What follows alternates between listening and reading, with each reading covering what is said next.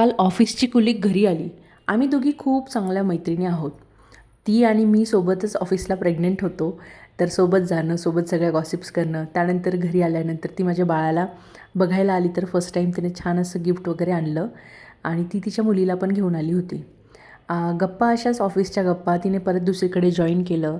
अशाच तिथल्या नवीन ऑफिसच्या गप्पा सुरू झाल्या आणि गप्पा करत करत आमचा विषय निघाला की मला ना तिने जॉईन केलं, म्हणजे तिने जॉईन केलं म्हणून नाही, पण मला असं वाटलं की बाबा आपण कुठेतरी मागे पडत चाललो आहे की आपल्यासोबतची मैत्रीण आज जॉईन करून 6 महिने झाले आणि आपण अजूनही बाळाला सांभाळतो आहे किंवा घरीच आहोत. तर मग मी तिला असं बोलून दाखवलं की मला ना खूप असं वाटतं की मी मागे पडल्यासारखी झाली आहे. तर ती म्हणे, "अहो, मला पण असंच वाटत होतं आधी, पण मी नंतर जॉईन केल्यावर मला असं वाटतं की मी बाळाला वेळ देत नाही आहे." म्हणजे ही मनस्थिती एवढी दुविधा आहे ना, की जॉईन केलं तरी पण म्हणजे काहीतरी काम करतो आहे तरीही बाळाला वेळ देता येत नाही आहे आणि बाळाला वेळ देतो आहे तर आपण काही करतच नाही आहे.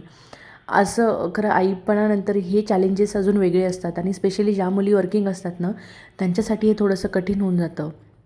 तर मला फार असं कधी-कधी खूप गिल्टी फील होतं, की मी करिअरमध्ये मागे तर पडत नाही आहे ना. माझ्यासारख्या अशा बऱ्याचशा नवीन आया असतील, की त्यांच्याकडे ऑप्शन नाही आहे. म्हणजे बाळाला एकटं सोडून जाता येत नाही आणि डे केअर ही कॉन्सेप्ट तर मला आवडतच नाही. तर काहींकडे आई-वडील, आई-आजोबा असतात, तर त्यांना काही टेन्शन नसतं. पण ज्यांच्याकडे खरंच कोणी सांभाळणारं नाही आहे, त्यांच्यासाठी थोडं कठीण होऊन जातं. तुम्हाला काय वाटतं हे मला नक्की कमेंट्स करून सांगा आणि तुमचं याबद्दलचं काय मत आहे तेही मला नक्की कॉमेंट्समध्ये कळवा. आणि चला भेटूया नेक्स्ट व्लॉगमध्ये. तोपर्यंत बाय बाय. Take care.